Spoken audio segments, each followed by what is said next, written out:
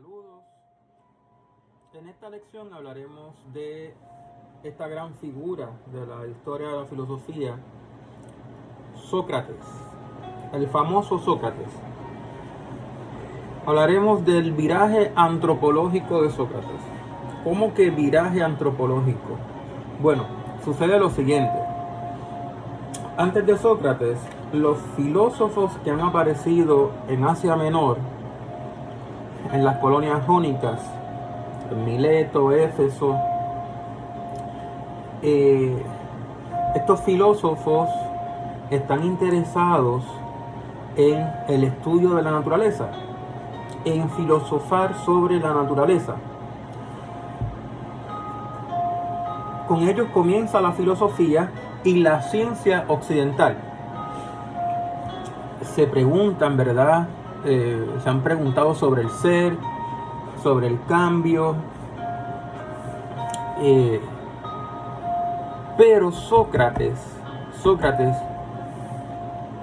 no está interesado, como esos filósofos, en las cuestiones naturales, en los temas, ¿verdad? En los temas que han trabajado, que han discutido los filósofos anteriores. Sócrates está más interesado en los asuntos humanos, en la ética, la moral, la política, en asuntos humanos. Y tiene gran interés en la juventud ateniense, en la moral de la juventud ateniense. Y por eso se habla del viraje antropológico de Sócrates, porque el eje de la reflexión filosófica gira desde la cosmología, se mueve, ¿verdad? Gira hacia la antropología, del estudio de la naturaleza, del cosmos, gira hacia entonces el ser humano. Por eso, viraje antropológico, es decir, el interés en Sócrates, ¿verdad? En la filosofía socrática es el ser humano, discutir temas relacionados con el ser humano. Bien, Sócrates es ateniense, su padre fue escultor, y su madre, Fenareta era partera. De hecho, Sócrates, en un diálogo de Platón, en el diálogo Teetetos, habla de su madre, habla de Fenareta, la menciona. Y él dice, ¿verdad?, que también es una partera en ese diálogo. Sócrates dice que él es partera, que él ayuda a parir, ¿verdad? La palabra en griego, mayéutica, esta palabra mayéutica, que significa el arte de ayudar a parir, asistir en el parto de las mujeres jóvenes. Y Sócrates dice que él ayuda a parir, pero en el diálogo Sócrates dice que él ayuda a parir a los jóvenes varones, él ayuda a parir a los hombres, no a las mujeres. ¿Qué puede ayudar, ¿verdad?, a parir a un hombre? Los hombres no paren fisiológicamente hablando, ¿verdad? Biológicamente hablando. Pues obviamente es conocimiento, es un parto espiritual. Sócrates ayuda a parir espiritualmente. ¿Qué ayuda a parir? Conocimiento. El conocimiento que ya se encuentra en el interior del alma. En el interior del alma, porque Sócrates cree en el alma, cree que existe un alma en el ser humano. En el alma se encuentra ya el conocimiento de las cosas. Y mediante preguntas que formula Sócrates, ¿verdad?, a su interlocutor. Interlocutor es aquel con el que Sócrates dialoga. Aquel que dialoga con Sócrates, ese es el interlocutor de Sócrates. Pues Sócrates le formulará preguntas cuando dialogue con su interlocutor. Sócrates le formulará preguntas que estimularán al interlocutor a buscar por sí mismo la respuesta, el conocimiento. Bien, habla de Fenareta, su madre, que era partera, en ese diálogo. Su padre Sofronisco era escultor y Sócrates aprendió el arte de su padre y lo ejerció. De hecho, vivió, ¿verdad?, de la escultura, se ganaba así la vida. Pero también tenía tiempo libre para filosofar y filosofaba en la plaza, en el ágora. Filosofaba con cualquier persona. Sócrates dialogaba con poetas, sofistas, cocineros, médicos, esclavos, políticos, jóvenes, ancianos. Sócrates dialoga con todo tipo de personas. Bien. Jenofonte, ¿verdad? Jenofonte, que es una de las fuentes que tenemos de la vida de Sócrates, es un autor, ¿verdad?, que escribe sobre la vida de Sócrates, Jenofonte, en la antigüedad. Jenofonte, que es biógrafo de Sócrates, Jenofonte nos dice que a Sócrates le preocuparon los asuntos humanos. Tenemos dos fuentes principales, ¿verdad? Dos fuentes principales que hablan en la antigüedad sobre Sócrates. Platón, su discípulo, y Jenofonte, que escribe la vida de Sócrates, los memorables recuerdos de Sócrates. Bien, Platón, ¿verdad? Platón nos presenta, ¿verdad?, en sus diálogos. Platón escribía en forma de diálogo y nos presenta a Sócrates como principal figura, como el principal dialogante, interlocutor. Bien, Sócrates, hay que mencionar este detalle. Sócrates, hasta el día de hoy, ¿verdad?, no se ha descubierto ningún texto de su autoría. Sócrates no ha escrito nada, no escribió nada. Lo que sabemos de Sócrates lo sabemos por medio de Jenofonte y Platón, como fuentes principales. Podríamos mencionar también a Aristófanes, el comediante que escribió Las nubes, una obra una comedia en que aparece Sócrates, pero las fuentes principales son Platón y Jenofonte. Aristóteles también menciona a Sócrates, lo menciona y lo critica en varios pasajes. Bien, ahora, si estas son sus dos fuentes principales y su discípulo Platón, ¿verdad?, su discípulo Platón nos presenta a Sócrates, ¿verdad?, como este modelo de virtud, este modelo ejemplar. Podríamos preguntarnos lo siguiente: cuando Sócrates habla en los diálogos platónicos, de lo que Sócrates dice, ¿qué es de lo que él está diciendo en esos diálogos platónicos? ¿Qué es propiamente pensamiento de Sócrates? ¿Qué es propiamente pensamiento de Platón? ¿Cómo distinguir lo que es filosofía socrática de filosofía platónica en los diálogos platónicos? Si es Platón el que está escribiendo estos diálogos en que aparece Sócrates hablando. Bueno, en otras palabras, ¿hasta dónde llega pues el pensamiento de Sócrates y dónde comienza el de Platón? En los diálogos platónicos.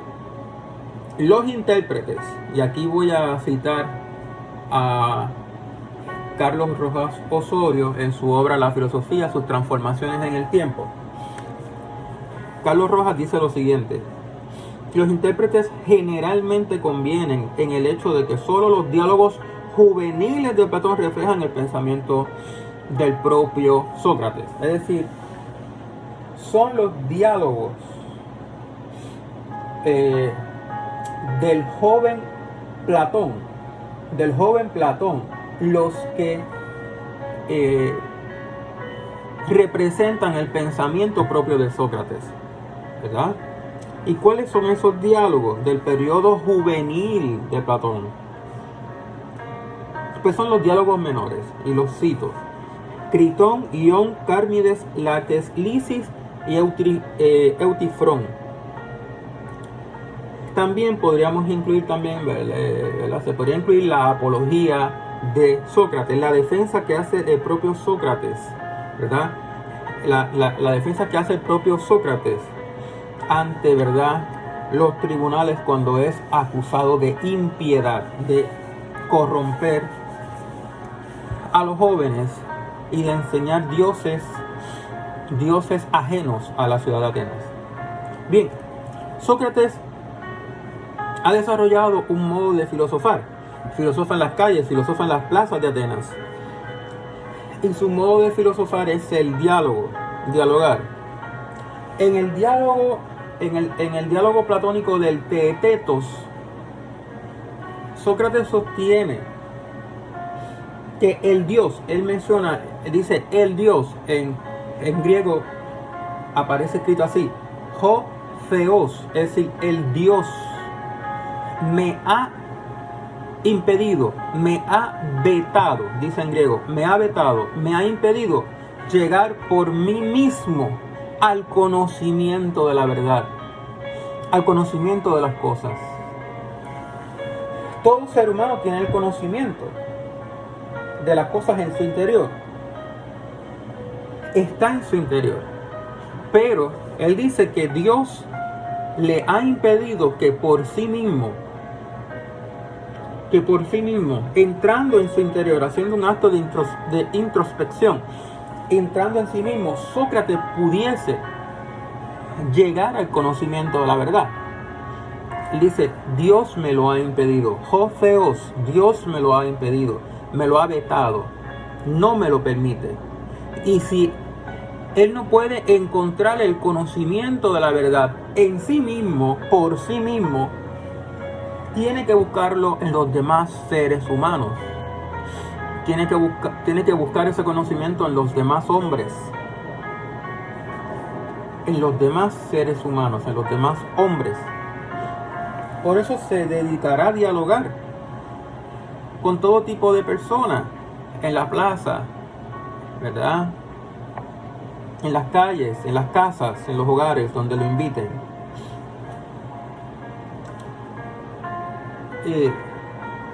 Así lo dice él en ese diálogo, en el Teetetos. Tiene entonces que buscar ese conocimiento en los demás. Y esto es un detalle que hay que tener muy claro al momento de estudiar la filosofía socrática. Muy bien. Ahora, él está interesado en temas de ética y en temas de política, ya lo hemos dicho. Pero el modo de acercarse a estos temas es el lenguaje.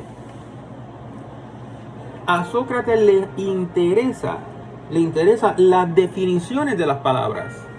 Sócrates quiere llegar al conocimiento de la definición general, de las definiciones generales de las cosas.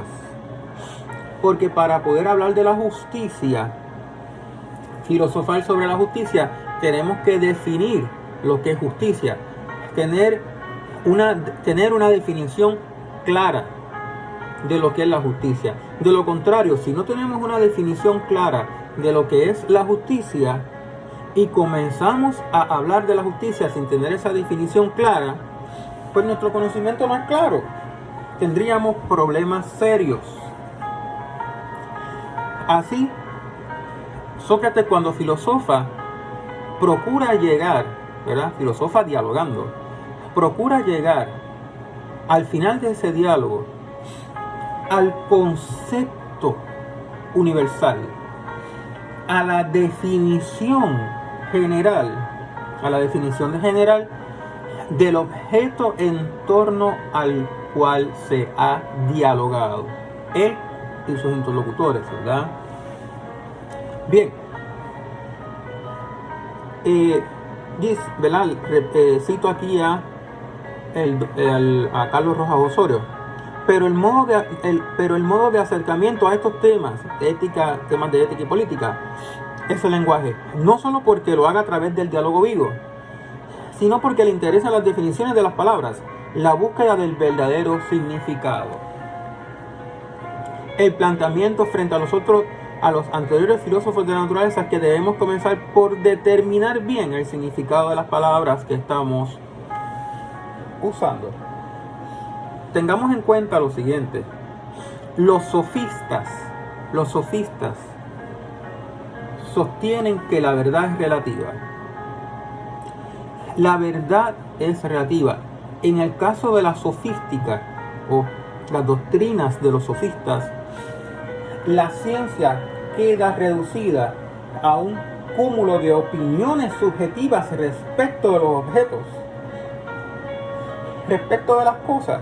La ciencia para los sofistas consiste, repito, en un cúmulo de opiniones subjetivas, opiniones de los sujetos, opiniones que los sujetos se han formado a partir de las sensaciones que los objetos físicos que constituyen este mundo, la naturaleza, ¿verdad?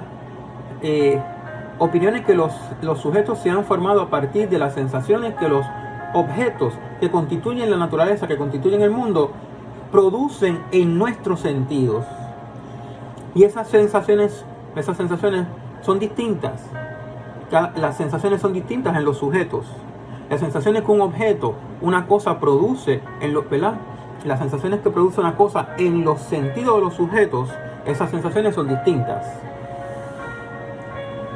Y la ciencia, como es un cúmulo de opiniones subjetivas respecto de las cualidades físicas sensibles, se dirá en filosofía, de las cualidades físicas sensibles de los objetos, la ciencia es un conocimiento relativo, no un conocimiento certero, absoluto, verdadero en todo tiempo y en todo lugar. No es un conocimiento objetivo, absoluto. La ciencia, repito, en la sofística, según la doctrina de los sofistas, de Protágoras, Gorgias, Trasímaco, Hipias, etc., la ciencia queda reducida a un conocimiento relativo, a meras opiniones subjetivas. Sócrates no está de acuerdo con los sofistas. ¿Por qué? Porque para Sócrates el conocimiento científico es conceptual. El saber científico, la ciencia es un conocimiento conceptual. La ciencia consiste en el conocimiento de los conceptos generales de las cosas. Pero si la ciencia consiste en el conocimiento de los conceptos generales,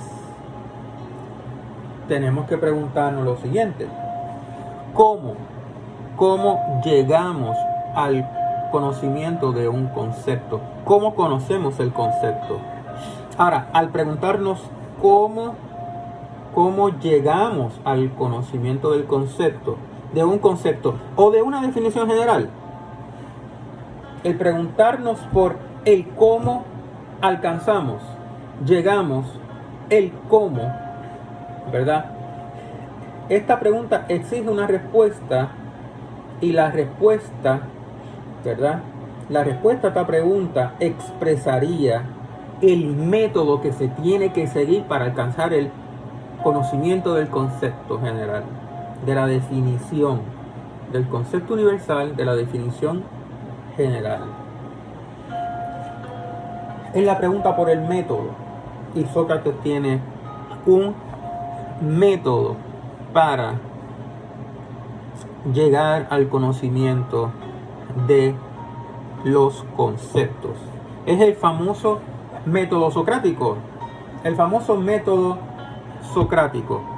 el diálogo socrático, la mayéutica, el famoso método socrático, que es diálogo socrático